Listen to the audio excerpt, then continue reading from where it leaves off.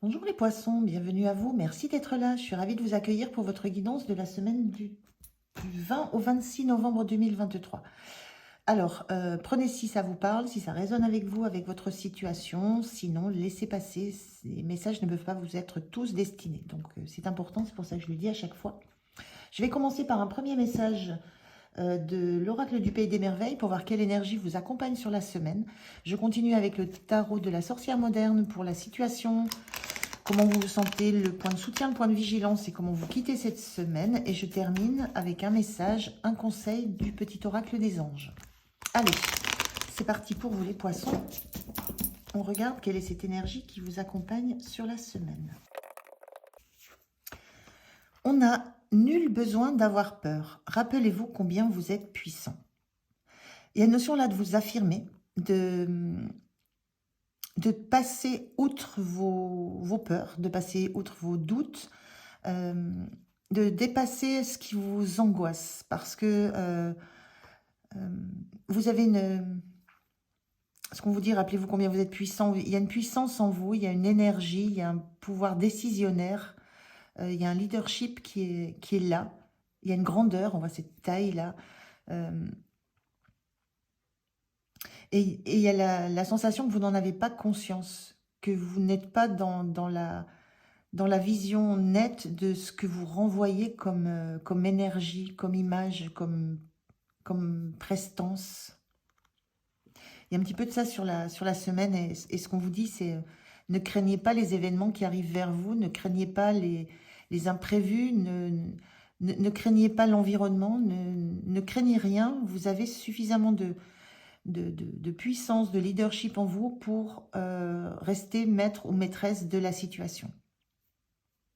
Donc les doutes, ce sont des doutes intérieurs, ce sont vos pensées limitantes, ce sont une vision un peu tronquée peut-être de la réalité, peut-être le fait de surestimer autour de vous les énergies et de ne pas avoir conscience de votre propre énergie. Il y a un petit peu de ça sur la semaine, les poissons. On va regarder la situation, voir ce que ça raconte. Alors, on regarde le dos de deck. On a le 5 d'épée. Le 5 d'épée, c'est une carte assez spéciale qui parle de l'ego, du fait d'une posture qui prend le dessus sur les pensées des autres, sur leurs avis, sur leurs arguments, sur leur façon de communiquer. Il y a une notion de prise de pouvoir sur peut-être l'analyse, sur la compréhension des choses, mais avec une posture peut-être un peu... j'allais dire un peu hautaine, qui ne prend pas en compte le ressenti des autres. Il y a un manque, il y a un manque d'empathie dans cette carte. Il y a une posture qui montre une prise de pouvoir sur l'environnement, mais assez dure.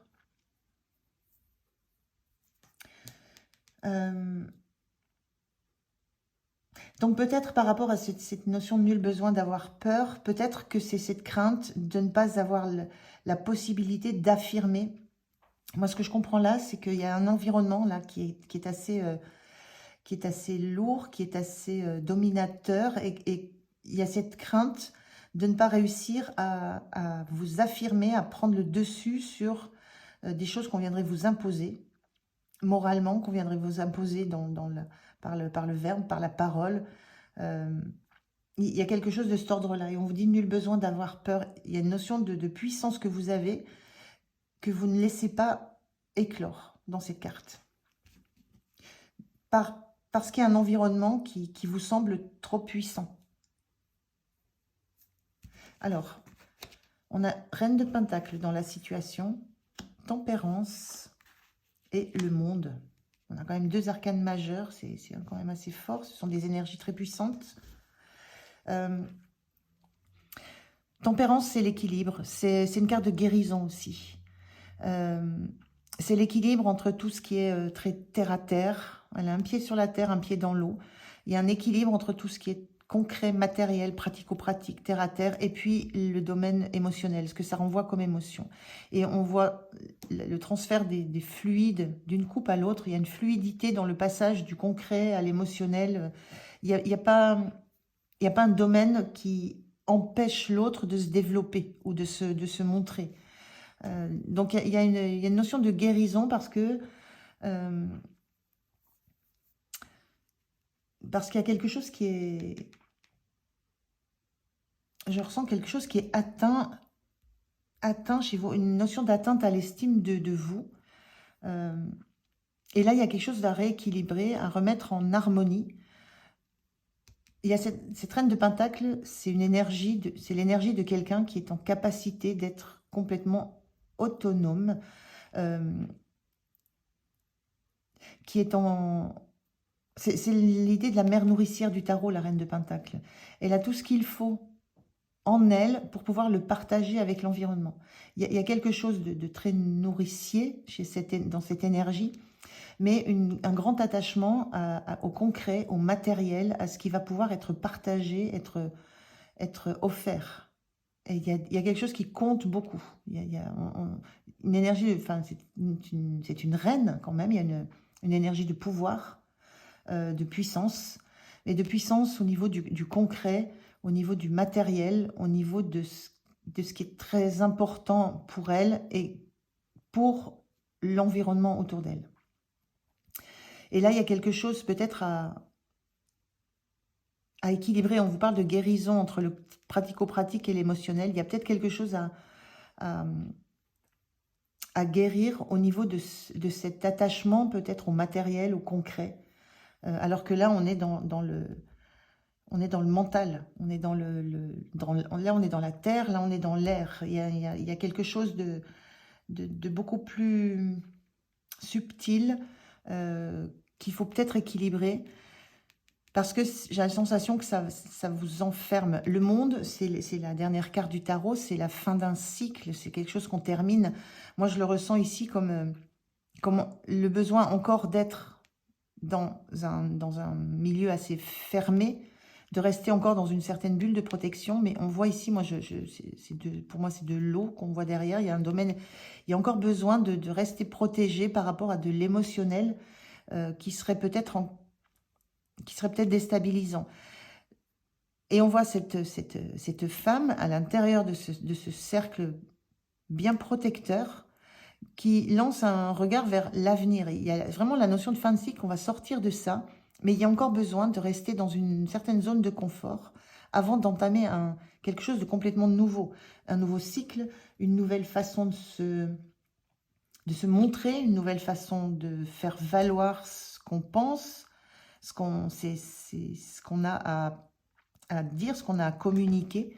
Et il y a une notion là de remettre de la fluidité entre ce côté très matériel auquel on s'accroche parce que c'est rassurant. On voit Alice qui est assise là et qui s'assied sur les personnages et qui est entourée de ces personnages-là. C'est la même image qu'être assis sur ce trône-là. C'est quelque chose dans quoi on est aussi bien confortable. Mais c'est tangible, on peut le toucher, c'est concret. Et de l'autre côté, on a ce besoin de passer à autre chose. Mais il y a un temps de guérison nécessaire pour lâcher ce qui est confortable, ce qui rassure, ce qui fait qu'on se sent bien, pour se lancer dans une nouvelle aventure où on sera dans une... Enfin, moi, je ressens quasi dans une obligation de s'attacher à ce que ça renvoie émotionnellement, tout ce qui se passe autour de soi. Et ce que ça renvoie, c'est lié à des peurs, du manque d'estime de soi, du manque de confiance en soi. Il y a quelque chose à retrouver de l'ordre de la confiance en soi avant de passer au cycle suivant. Et cette nul besoin d'avoir peur, cette peur que vous pouvez avoir, c'est la peur de perdre ce qui est nourrissant pour vous, de perdre ce qui est confortable, de perdre un certain confort, la notion de perdre un certain confort. Donc il y a une forme d'équilibre à trouver et de guérison à trouver par rapport à ce à quoi vous vous raccrochez et ce vers quoi vous regardez, mais que vous n'osez pas encore approcher de trop près. Il y a vraiment cette sensation d'être encore, d'avoir encore besoin de rester dans cette bulle parce que vous y maîtrisez tout ce qui s'y passe. Mais il y a de l'imprévu qui arrive et il y a une notion de devoir affronter aussi, il y a une notion d'affronter, là, de ne pas tourner le dos à une certaine forme d'affrontement à vos pensées, à vos doutes. Il y a un petit peu de ça qui se joue. Comment vous vous sentez en valet de bâton? Oui, valet de bâton, c'est quand on démarre un nouveau projet, on se lance, on fait un premier pas dans une nouvelle activité, une nouvelle passion. Et là, on sent, enfin, dans ce valet de bâton inversé, vous ne vous sentez encore pas prêt ou prête à faire ce premier pas dans ce nouveau projet, à entamer un nouveau cycle. Un valet, c'est on quitte un 10 de bâton où c'était lourd, épuisant, fatigant. Et là, vous ne vous sentez encore pas prête à vous lancer concrètement, physiquement, pas prête à vous lever pour vous lancer dans une nouvelle activité, dans une nouvelle action, dans un nouveau hobby qui va vous passionner. Pas encore envie de vous lever. Là, vous êtes assise, encore assise, et il va falloir à un moment se lever pour quitter cet endroit sécure, et vous n'êtes encore pas prête à le faire. Vous ne vous sentez, c'est pas que vous n'êtes pas prête, vous ne vous sentez pas prête à le faire. C'est pas la même chose, parce qu'on a quand même cette énergie qui est là, mais pour vous, c'est encore pas le moment. Il y a encore des peurs qui vous bloquent et qui vous empêchent de vous saisir d'une nouvelle belle opportunité qui vous amène vers de l'abondance, vers de la créativité. Il y a une notion de se lancer dans quelque chose, d'un nouveau projet qui sera, qui va vous plaire, vous passionner, qui va pousser, grandir. Mais il y a cette sensation que vous ne vous sentez pas prête à ça.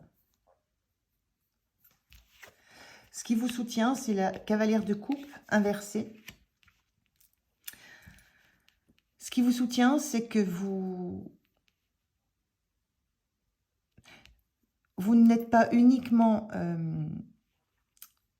vous ne vous laissez pas uniquement porter par vos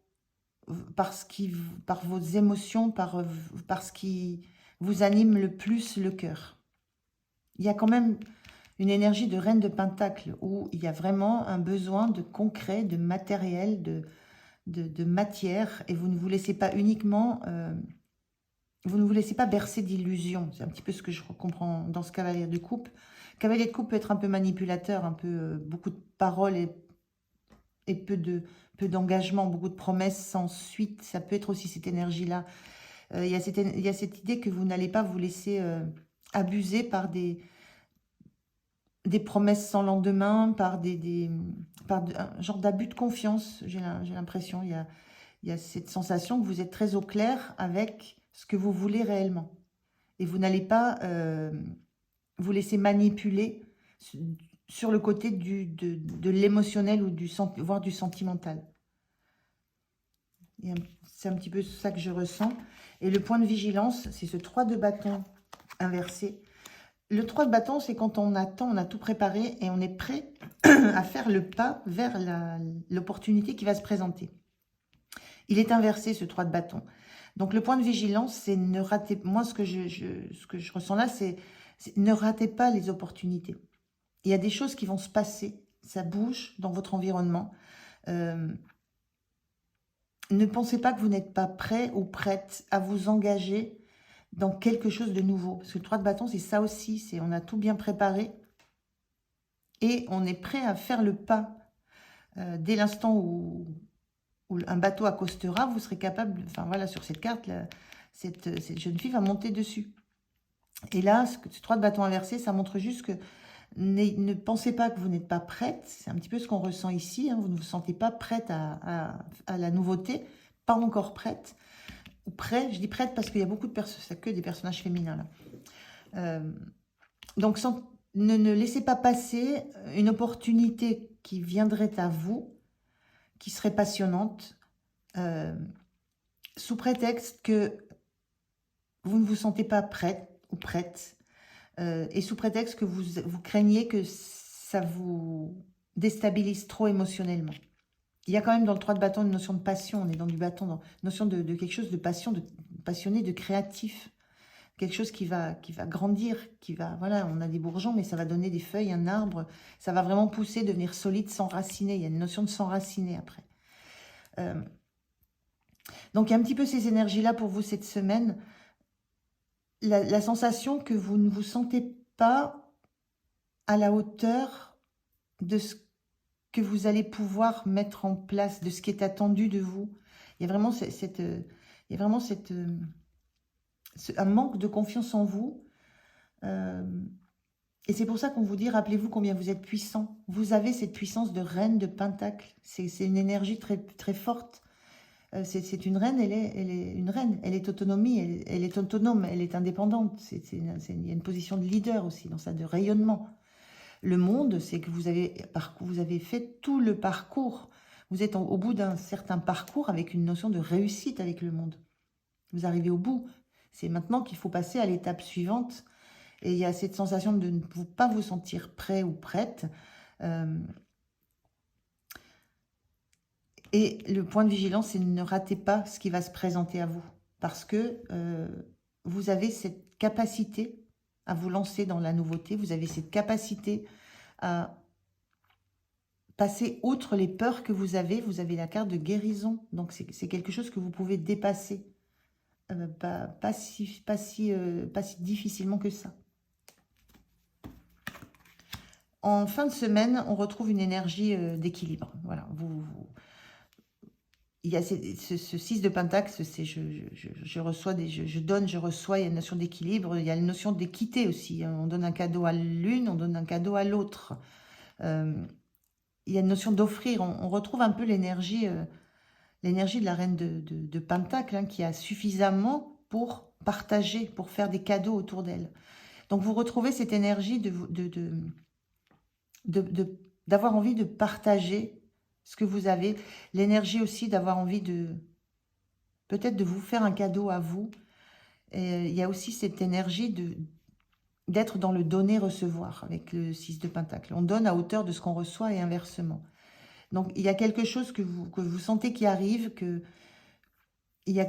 c'est comme la notion d'avoir conscience à la fin de la semaine que vous avez fait votre travail, vous avez fait votre mission, vous avez fait ce qu'on vous demandait, vous êtes arrivé au bout du parcours, au bout du cycle, et qu'il est maintenant temps pour vous de recevoir à hauteur de ce que vous avez pu donner tout au long de ce parcours.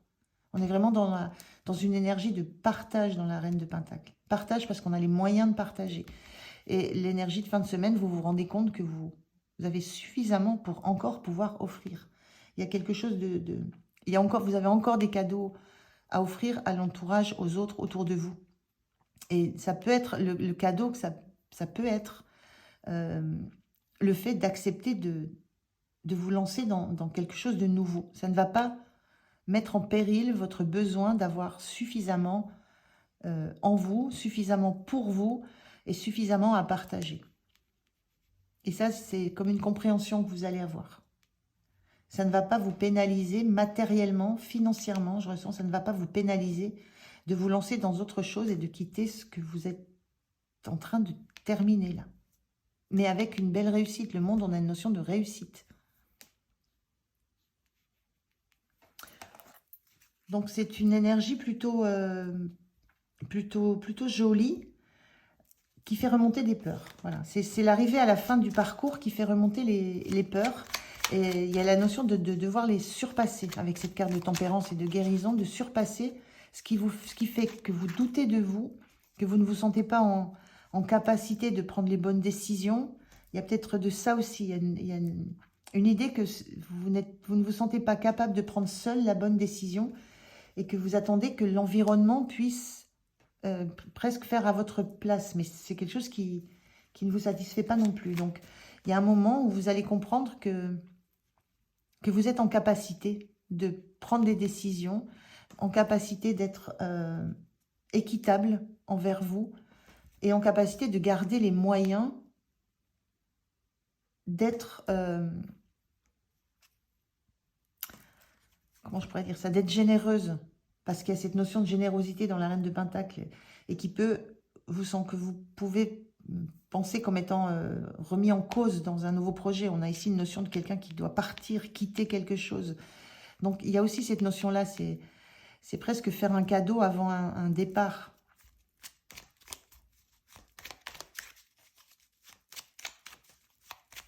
Alors, quel est le conseil? Quel est le message des anges pour vous, pour cette semaine, les poissons?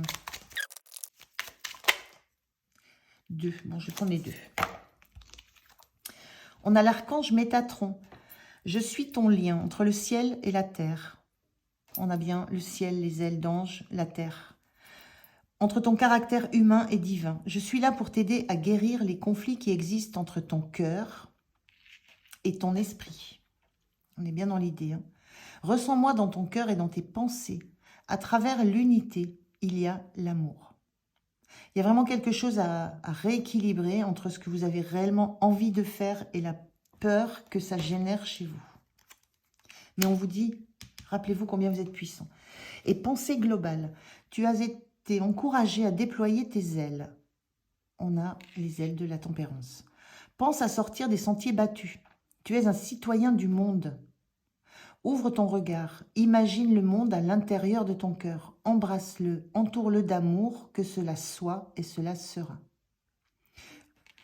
On vous dit, hein, vous êtes un citoyen du monde. Sortez de ce monde dans lequel vous êtes, de cette zone de sécurité dans laquelle vous êtes. Et on vous dit, déployez vos ailes. Sortez de ce cycle pour aller voir plus loin, plus grand.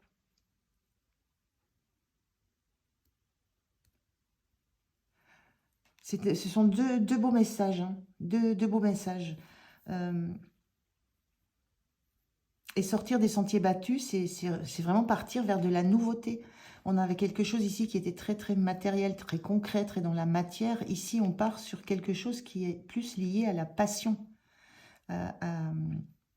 au fait à la créativité, à la passion.